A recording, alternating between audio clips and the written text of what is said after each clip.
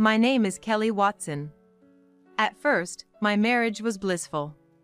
Living on the top floor of a high-rise apartment in New York, enjoying the spectacular view, with a handsome and kind husband. I felt like I had everything. But it turned out, my husband Tom was pathologically unfaithful. I discovered this not long after we got married. Hints of other women would appear, and when I asked if he was cheating, he'd deny it. But after a while, these women would vanish, and he'd return to his normal self, only for another woman to appear in a few months. Talking to various friends, I started to think this might be an illness. I considered divorce, but by then, I was pregnant, hoping maybe things would change after the baby was born. But Tom's infidelity didn't stop, and I felt I couldn't leave for the sake of our child. I should give up. It's his illness. I would tell myself, forcing myself to accept it every day. Then one day, 7 years later, Tom brought a woman home, unabashedly introducing her as his lover. My lover. My husband said this unabashedly. Cheating, right? I wasn't as shocked as I might have been. I had convinced myself that his affairs were just flings. Nope, she's my lover. So, it's serious, not just cheating? Yep, serious. That's why we're getting a divorce. What about our child? We have a child. He's yours. He doesn't even like me. You don't care about me anyway, right? How can you say that? If you don't care about my affairs, you don't love me. I don't love you, so we should split. Why? I've endured all this. Even knowing about your affairs, I thought they were just flings because you were ill. So? That's your assumption. I'm not sick, women just can't leave me alone. You neglect me, so this isn't love. I can't stand that, so admit to the divorce. But, our child. I said he's yours. Stop nagging about the child. Look, having a child is easy. I don't need you. Divorce, please? We're getting married once it's done. Fine. Unable to endure any more, I received the divorce papers. Is this really the end? How simple. I thought, looking at the faded view. I continued to live in the high-rise with my child, but then I received a message from Tom's lover, Mirabelle. Get out of his high-rise apartment. I was at a loss for words when Mirabelle said this out of the blue. As I stayed silent, she continued her tirade. That apartment is for Tom and me to live in. So get out quick. A single mother like you doesn't need it. But being told to leave. You're a broke family anyway, you should just find some shabby place to live. That suits you better. Got it? I'll give you a month, then get out. And then she hung up. I wondered if Tom knew about this. We hadn't even settled the alimony or child support, and yet she had the nerve to tell me to leave. She wasn't considering our child at all. Feeling utterly helpless, I stood in my house, barely managing to reassure my anxious child that everything was okay. Maybe I should start packing. I went to the bedroom to start packing, remembering Tom's kind face from the early days of our marriage. I thought our life in the New York high-rise was like a dream, thanks to his kindness. But at some point, his attitude began to change. I had dreamed of family trips and drives on weekends after our child was born. But I couldn't even remember what we had actually done together. Instead, all I could think of was the pain. When I first found out about Tom's cheating, I tore up all his clothes. But that changed nothing. We used to visit our parents' houses, but after our child was born, it was just me and the kid. Tom never went. I had to lie desperately for him. He's busy with work, he's on a business trip. I created the image of a kind, hard-working father for our child. But it was all in vain, he never appreciated it. Instead, he was laughing with that woman. Maybe I should have divorced sooner. Enduring all this was pointless. What was the point of these 7 years? Tears flowed, and I felt helpless. By not acknowledging his love, I had just given Tom a justification for his cheating. He cheated because I didn't love him. That was his reasoning. I had merely given him an excuse to run away. How foolish! Maybe I was just finding excuses to not leave for our child. But can I really end everything now? I'm the one who suffered. If I let it end without doing anything, only Tom and that woman will be happy. Is that okay? I stopped packing. This can't be the end. If I'm just gonna cry, I can do that anytime. So, I'll get my revenge. I'll make them realize. With that thought, I grabbed my smartphone. A month later, Tom and Mirabelle came storming in. You're still not packed? You're really slow at this. What have you been doing for a whole month? Mirabelle yelled as soon as she entered. Tom, holding her close as if to show off to me, said with a smile. We got married, you know. We're super in love now. Oh, congratulations. Jealous, huh? A new wife is always better, right? Is that why you came? To tell me that? No, not just that. We're here to check on your moving progress. After all, we're moving in here once you're out. Make sure you clean up before you leave. You might as well renovate it for us too. Hey, when are you leaving? The 1-month deadline's already passed. Yeah, the movers are coming soon. For recycling. What, you called the movers? You should have said so. But why no moving boxes? You need to take your stuff, or it'll be a problem for us. Don't worry, I'll take everything with me. Your stuff's probably just junk anyway. I didn't notice last time, but is this vase expensive? Could it fetch a good price? Maybe. It's worth $160,000. What? $160,000? That much? So, this house is like a treasure trove? To you, maybe. Everything in this house belongs to Tom, right? Of course. Really? I wonder. Only your personal stuff is yours to take. Everything here is his. So don't steal anything. Do you even know the value of these things? Even if they're fakes, they'll fetch a price. Fakes? Everything in this house is real. Pricey vases, famous paintings, they're all worth millions. And they're all collected by me, reflecting my taste since I was young. Everything is real. There are no fakes in this house. All real, huh? That's even better. I'll just sell all this stuff. I don't think you can do that. Why not? Do you know what rights are? Of course I do. Everything here belongs to him, so naturally, Tom has the rights. Who told you that? That everything here is Tom's? Of course, Tom did. He said everything in this house, including this vase and this painting, belongs to him. That's strange, isn't it? What's strange about it? There's nothing strange at all. But Tom has no interest in art, you know? Even if he did, he wouldn't understand their value. How do you think a person like that would have collected all these? You're being fooled. I'm not being fooled. He's a wealthy man. He could collect these even without understanding their value. They might appreciate in the future. Right, Tom? Yeah, that's right. Wow, a wealthy man, huh? I had no idea. You didn't know? How pitiful. Guess divorce was a mistake for you. Really? You divorced him and now you're poor. Did he really have money? Of course. That's why we could live in this high-rise. I'm married to a wealthy man now.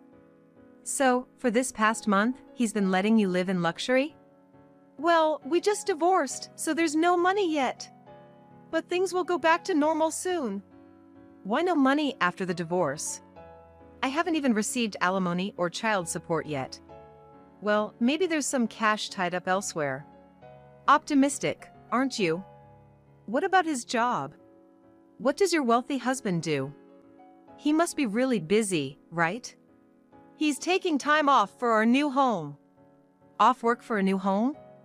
How interesting. What? He's kind because he wouldn't let me move alone, so he took time off. Moving could be done by professionals, but you choose to do it yourselves. Tough, isn't it?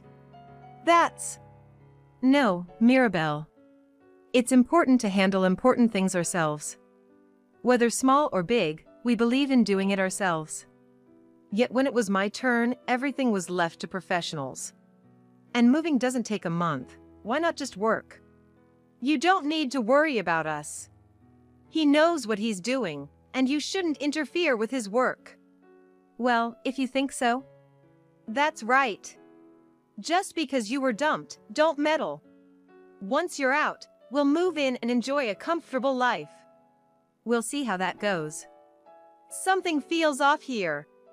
Right then, the doorbell rang. When I checked the intercom, it was the movers I had requested. But they were wearing suits. They clearly weren't movers. As I let them into the house, the man pulled out a calculator and started pricing each item. Wait, they aren't movers? Movers don't usually show up in suits, do they? What's going on? Why is he putting tags on the vase? He's an antique and art dealer, here to appraise and possibly buy these items. And while he's at it, he's valuing the apartment too. Why are you doing this? Why don't you ask your beloved husband, Tom? I doubt he'll tell the truth though. Tom, what's going on? Sorry, I don't know why she's doing this. You knew she was going to sell these? Call the dealer so you could get a cut from the sale? No way. Then why? All of this is yours. You can't just sell it. Well, actually, I bought all these things. But I can't keep them all in my new place, so I thought, why not sell them? Oh. I see. Property division, right? You're selling these because you divorced him and want to split the money. I don't want to give you half, but if it's property division, I guess I have to. Tom's wealthy anyway, so even if you get half, it won't bother him. I have no intention of splitting it. Why not? Because all of this is mine. What do you mean? All these artworks were bought by me before I married Tom. So there's no need for property division. No way. Then leave them. This apartment is his, you should leave them here. That makes no sense. Mirabelle nervously watched as more tags were placed. I couldn't help but find it amusing. What was Tom thinking, saying nothing? There'll be nothing left in the house. Well, they're all mine, so that's how it goes. Mirabelle, we're not losing the high-rise. No need to panic. But... Don't worry, I'll buy you whatever you want. Ha! If you can afford it, why not? Once the appraiser finished, he announced it to me. The total value was over $1 million, as I expected. Thank you for your hard work. When will you be able to collect everything? He replied that it would be in a day or two and left. In a day or two, these artworks will be gone, and then I'll have to leave this apartment too. A day or two means tomorrow or the day after. So, we can move by then? Yes, that's the plan. It'll feel empty without everything, but it means we can decorate with things we like. Well, I guess that's okay. You seem to be misunderstanding something. If you don't leave soon, you'll be forced out. What do you mean? I just sold this high-rise. What? Why? Isn't this apartment Tom's? Why would you sell it? Tom, why did you sell it? This apartment is ours. You're both mistaken. Do you know when we started living here?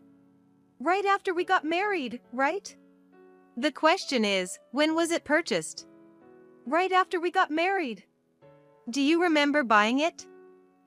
No, I think it was already there when we got married. Exactly. I bought this apartment with my money before we got married. What do you mean? So, when he said he wanted to live in a high-rise, I bought it. Now that we're divorced, it's up to me whether I keep living here or sell it. So you sold it? Yes, you told me to leave, and I don't want to stay in a place I lived with him. It's the perfect timing. I'm planning to move to a house. I just signed for a new house and have already moved my things in. You bought a house? Yes, it was cheap, only about $1.6 million. $1.6 million? So, Tom's stuff is just the junk in the next room. Take it with you. It's a hassle to dispose of junk. Mirabelle rushed into the next room, finding several cardboard boxes. She hurriedly opened them, only to find actual junk. The clothes were mostly worn out. What is this? Tom's clothes. Why are they like this? I didn't throw them away because he said not to. A wealthy man wearing these ragged clothes? I wanted to let you keep dreaming until the end, but it seems that's not possible. What do you mean? He's not wealthy at all, just a poor guy. No way. Just a pile of garbage. That's harsh. It's not a pile of garbage. These clothes are still wearable. Why? I thought he worked for a major corporation. He said he was the president. He was a temp worker at a big company. No way. A temp worker. Yep, and he got laid off right when you two got married. Why? How do you know this? Even I, his wife, didn't know. Because I'm the president of that company. I thought I might make him a regular employee if our marriage continued, but he never took his job seriously since he knew I was the boss. So, I just kept him as a temp. I knew he couldn't afford a high-rise apartment on a temp salary. But since I have a high income as the president, I thought it was fine. He didn't tell anyone at work that his wife was the boss. It was convenient for both of us, especially since he didn't want people to know I was his wife while he was cheating. So what will happen to Tom now? His contract is over. He was supposed to have one more month, but he's been absent without leave, so it's over. I thought he was wealthy. The wealthy one is me. So you were deceiving me? Not really. If Kelly hadn't divorced, I'd still be a wealthy man by marriage. But Mirabelle wanted a divorce, so I agreed. And with that, I'm out of the wealthy bracket. So, because his wife was wealthy, he's penniless? Yep. A super poor person. Yep. If you knew that, why did you sell the art? Because I can't keep them in my new house. You could have left them. That's not how it works. Everything here is mine. There's nothing here that belongs to you too. I'm just disposing of my own stuff. Tom, do something. Well, that's how it is. Nothing we can do. You're saying this to me. This is his high-rise, right? Say it is. It's not his high-rise. It's the high-rise I lived in with him. But I lived here too. I should have some right to stay. Oh, right. If he has the right to live here, we don't have to leave. Residency rights apply to rented properties. This is not a rental. I bought it in full before we got married. And you left a month ago. You haven't lived here for a month. Where's the residency right in that? Then, property division. I told you earlier. This apartment isn't a jointly acquired asset. It was bought by me before we got married. There's nothing to divide with you. You're penniless, and there's nothing I can do about it. Damn it. I thought we bought everything together. You never had that kind of money. You should take a good look at yourself. Tom seemed frustrated, trying to get something out of me. But with Tom's meager salary, there was no way he could afford anything, let alone own the apartment. Having faced this reality, the two of them left dejectedly. After a while, Tom contacted me again. Where are you now? Why do you ask? It's none of your business where I live. Well, yeah, but I'm actually out of money. I know that already. What's your point? It's different. Mirabelle is blaming me for being broke. Oh, I bet she is. Plus, my temp job ended, so I'm out of work. Find another temp job.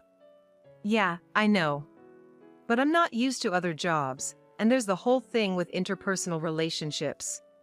Well, everyone else manages to deal with it. So, I have a favor to ask. What is it? But even if I listen, I can't promise I'll fulfill it. Don't be like that. I'm really struggling here. So, what is it? Could you hire me at your company? No, I can't. Come on, think about it. Why would I hire my ex-husband? That's just absurd. Even your current wife, Mirabelle, wouldn't like it. But she's the one who suggested it. What? Yeah, Mirabelle brought you up. She said since you're the CEO of a large corporation, you must have a job for me. And since I'm your ex-husband, you'd probably pay me well. That's ridiculous. Both you and Mirabelle are out of your minds. So please, help me out. Marrying Mirabelle was a mistake. I realize that now. You're jumping from job talk to marriage regrets. Are you okay? No, seriously, it was a mistake. She complains about me not having money, and I don't get any allowance. Well, you don't work, so you wouldn't get an allowance. You gave me money even when I didn't work. That was because I had an income. Now I can't even cheat. You shouldn't be cheating in the first place. It's my only joy. That's not my problem. So, hire me, please.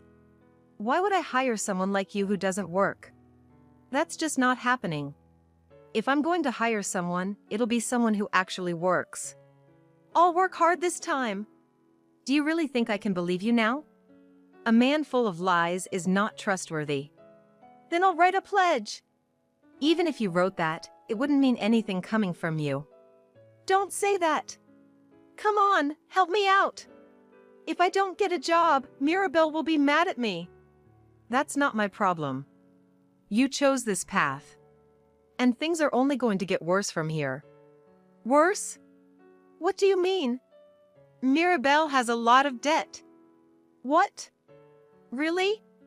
Yes, really. How do you know that? Who do you think I am? I'm a CEO. It's easy for me to find these things out. You looked into it. Exactly. And she's borrowed from some not-so-nice places. No way. Why would she borrow from places like that?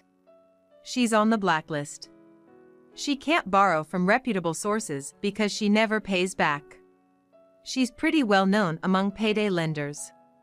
Is that so? Why does she need so much money? I don't know why she needs it, but now that I think about it, she was always obsessing over money. She wanted to keep the vases and paintings. Yeah, her obsession with money is intense.